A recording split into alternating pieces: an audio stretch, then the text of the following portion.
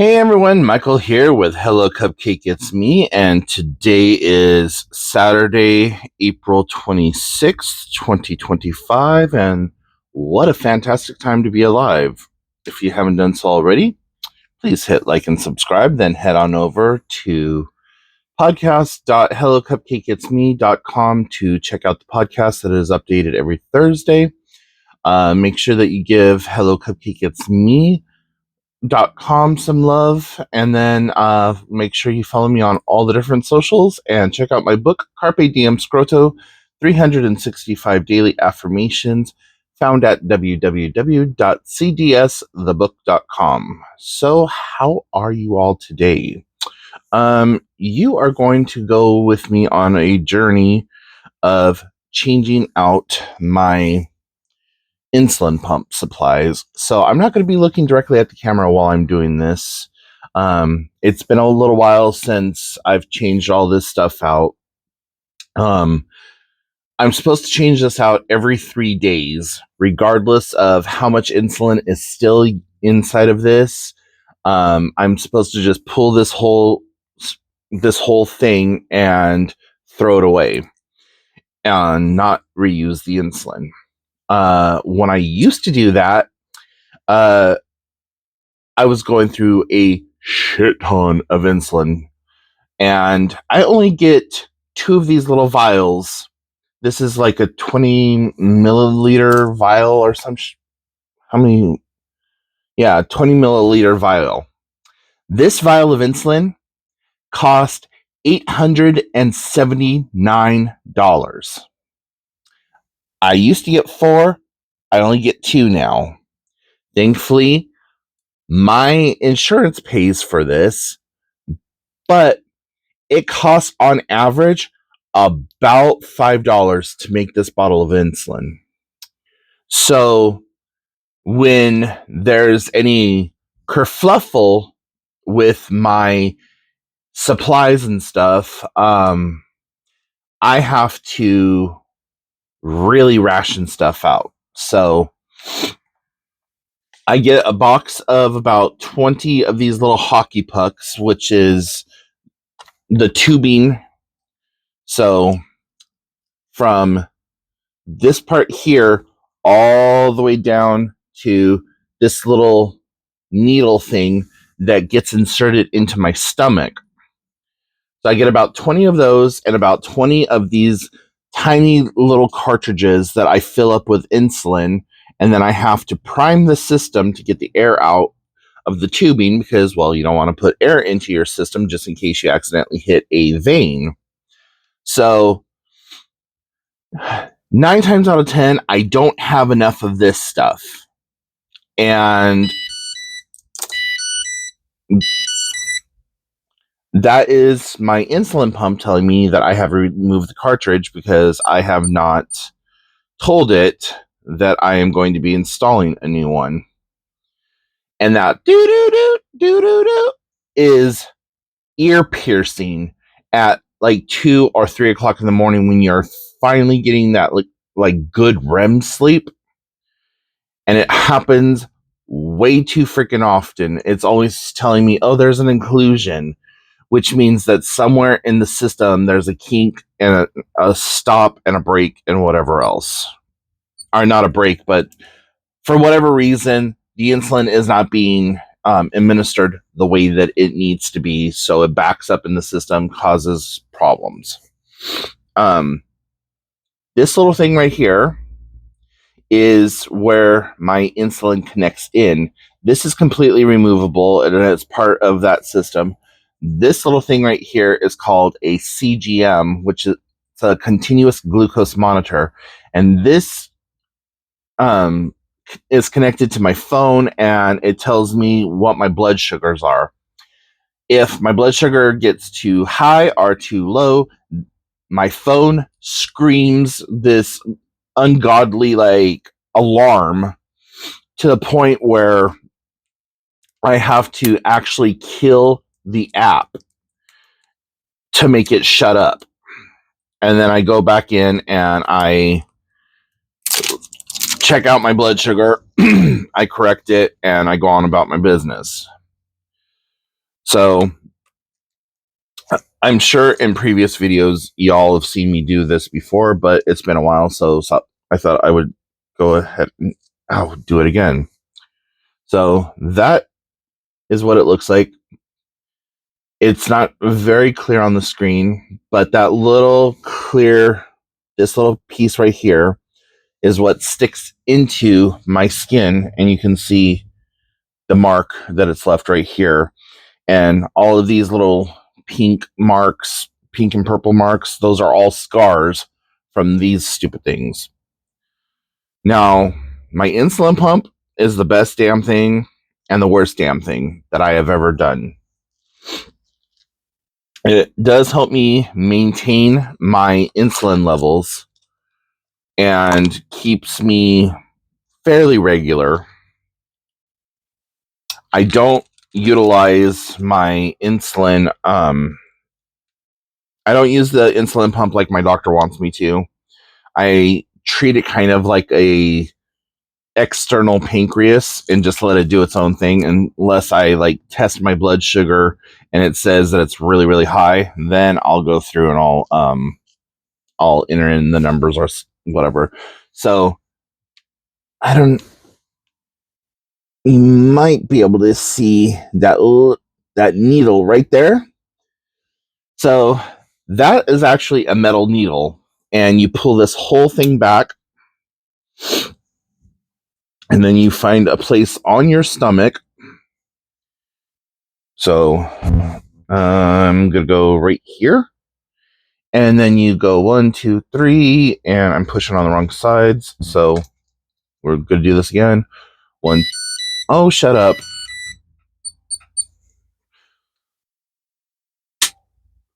Okay. So sometimes it hurts a little bit more than others, but you pop it right out. Now you got this metal needle, and what I like to do is, because you never know who or what's going to be digging through your trash, is I bend the needle down and I stick it up under one of the tabs so that someone who might be going through my trash does not get stuck with my needle.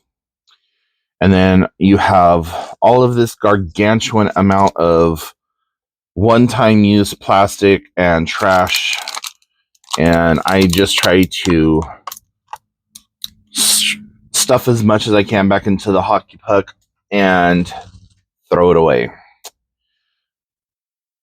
So this is a 1 or a 3 milliliter needle, and I'm just going to extract what insulin is in my cartridge.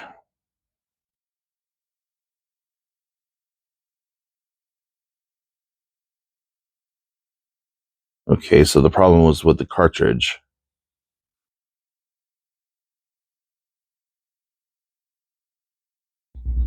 Okay, so it says that I only have, thinking about 0.5. Yeah, so I only have about 0.5 insulin. Now, the machine was telling me that there was 164 units of insulin in here, so that probably means the stuff that's in here turned to jelly. And when I say turns to jelly, like it turns into this clear, like gelatinous goo, and that'll block up the system. It's also part of the reason that they tell you not to reuse it, but because I have so many issues getting my supplies time and time again, I, in fact, do reuse it. Now, something that I do for myself just to make my life easier is when I get a new bottle of insulin, I take a clean, sterile needle and I inject a bunch of air into the bottle. So then that way I don't have to sit here and try to like figure out how to hold the bottle and pull insulin out. It's a whole thing, and it's probably not the right thing to do, but it's what I've done for the last 17 years. Even when I didn't have the insulin pump, I used to just do the same thing with my syringes. I would just fill the bottle full of air and then let it pull my syringe. So this is a whole brand new cartridge, and I'll probably keep this one in for, I don't know, 3 weeks to a month. And you got to do it really slow and carefully because these things are not very well built and they break easily. So you just push until you feel a little bit of resistance. And I started off with 0.5 and took it down to 3. And I'm back at 0.5 again. So that means that this now has about 245 units of insulin in it. And then I just take what's left and put it back in the bottle.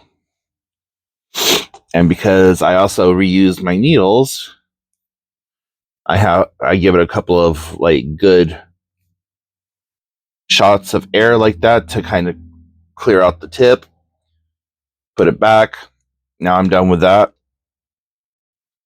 Now you see here I got everything connected, so I got to disconnect this because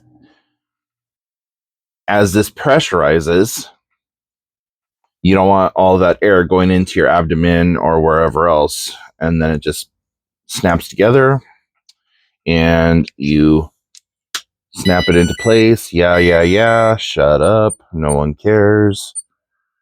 Okay. Install cartridge. Now it's going to go through the detection process and that whole setup. So that's what I got to do a couple times a week. Fun times. So now that you had this involuntary lesson on my diabetic routine, how the hell is everyone? I was out late last night. Well, late for me anyways. Went and watched this band called the Bad Dog Blues Society at the bar that I like to go to. And got to meet up with some friends that came out just because it was a Friday night or whatever, and just had a lot of fun, kind of socializing, listening to the music. I am not a huge concert music goer type of person, but I have been somewhat enjoying the little concerts that the bar has been putting on. So maybe that's starting to change. I don't know. So as you may be able to hear in the background, it's making this beeping, chirping sound. And I have to let that go until I start to see insulin droplets form on the needle. And then I stop it. Then there's going to be another prompt asking me to fill the cannula, which is the thing that's sticking in under my skin. Done. Fill cannula. So, anyways, just getting to hear some of the music that's playing and stuff like that, and it's been nice. I'm not really looking forward to the next band that is about to show up because one of their roadies, I don't know if it's a roadie, groupie, or their son, but he's got way too much energy and he's out there like mosh pitting type dancing.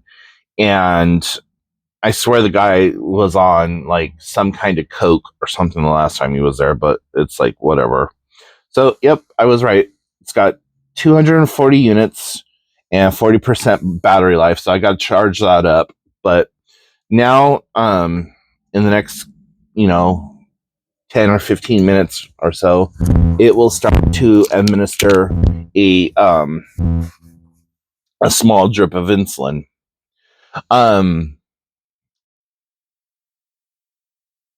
Yeah, so there was a lot of good, weird energy out in the bar last night, and just it's kind of nice being the sober one because you get to sit back and watch how everyone interacts with everyone else. And it's just like, huh, okay, okay. Because, in California, I was the one that was always walking around with a drink in my hand. Like, to see me without a drink in my hand and to see me sober was damn near impossible and improbable. Like, if there was a get together, I was drinking some kind of drink or smoking weed or, a cigarette, whatever happened to be my flavor of that minute. Um, so yeah, like kind of left that in the past. When I moved up here to Washington, uh, I had said that I was just going to be 100% like stoner dude. Like that's all I wanted to do.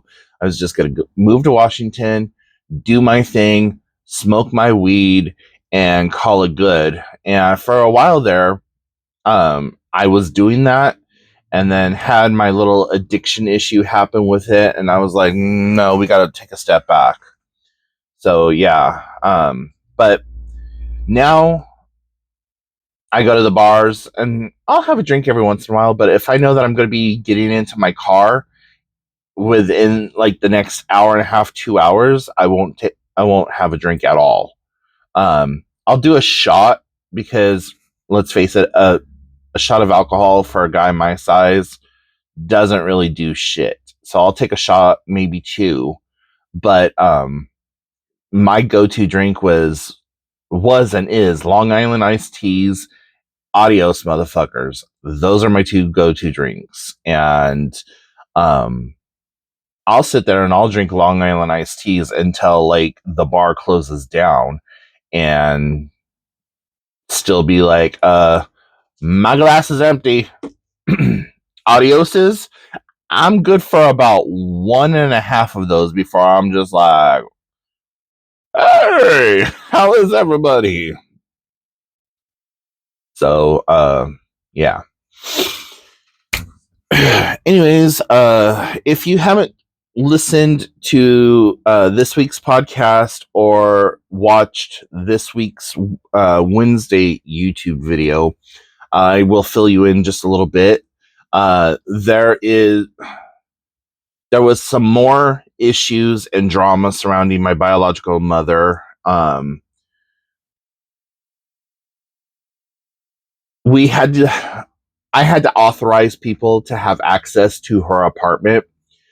And so the one person that I was dealing with pretty much on a weekly basis made it sound like she was part of the apartment complex. Like she had like sway over the apartments, not that she had an office in the apartment building. And so I thought, just by talking to her, she got everything taken care of. Not the case. Actually, she was completely like just the opposite of what she originally presented herself as. And then I also thought she was a case manager, which she kind of was, but she was like, I don't know how to explain that title, but there was 4 different people that I've talked to in all the years that she lived at that apartment complex and getting her into that apartment complex. So the first main person that I had dealings with, uh, I thought he was no longer part of the picture, and I thought that her the person who was supposed to be in charge of the apartments or whatever, that was like the main be all end all. And turns out like she was just, I wouldn't even say low man on the totem pole. Like she was the one observing the totem pole. So anyways, got that all taken care of. So now people can get into her apartment and get the just get it all cleaned out and ready for the next person to come in. And I think the only reason that there has been this like kind of push is that they're in the eviction process because she passed away and there's still stuff in her apartment. So they're going to evict her. Even though she's dead, they have to evict her. And so they're just doing their due diligence and working things out. So it's like, okay, cool. And then I called the body donation center, and come to find out, she did not put down my address, my sister's address, or that we wanted remains returned to us. So got that all situated. And then the guy at the body donation center said, well, call us around this time next year. Wait, what? Like, I I just explained to you that we were kind of waiting on getting these remains so that we can move forward and have like a little service and like start the healing process of grieving our mother passing away. Yeah, well, it could take up to 3 years. Okay. I said, well, then, okay. He's like, it could take up to 3 years. If you don't hear from us by this time next year, give us a call and we'll go from there. Okay. So there's that. Um, so yeah, dealing with all of that. Um, really, really loving my Wednesday therapist. Like, she is amazing. She has been helping me process and unpack a lot of my PTSD and childhood trauma and stuff like that, and just other things that I want to work on. My Monday therapist, I'm still having a really hard, difficult time with her. She keeps wanting to do all of these things that are not within the scope of service that I want. And I'm giving her another chance, but she's at like strike 312 at this point. And if by, let's see, if not by July 15th, I think if we're not like actively working on ADHD and stuff like that, that I'm going to fire her and just stick with my Wednesday therapist since I like her the most. And um yeah. So that's what's going on there. And I've been extremely tired lately, and I'm just chalking it up to mild depression because I have been mildly depressed for the last couple of weeks, and I'm feeling a lot better now in that regard. However, I think it's just like the fatigue of the emotional up and downs. So, yeah, working on that. Um, so, yeah, I feel like there's a lot more that I can talk about right now, but I think that I'm at a good point to stop. So, if you have any questions, comments, concerns, put them in the comments section down below. If there is something that you would like for me to talk about that I have yet to talk about, or if you're new to the channel and you want me to revisit it, by all means, let me know. Put it in the comment section down below. You can reach me by sending me an email, hellocupcakeitsme@gmail.com. And you're likely to get a faster response, though, if you put a comment on the video. But anyways, so yeah, like, share, subscribe, do whatever. Follow me on all the different socials.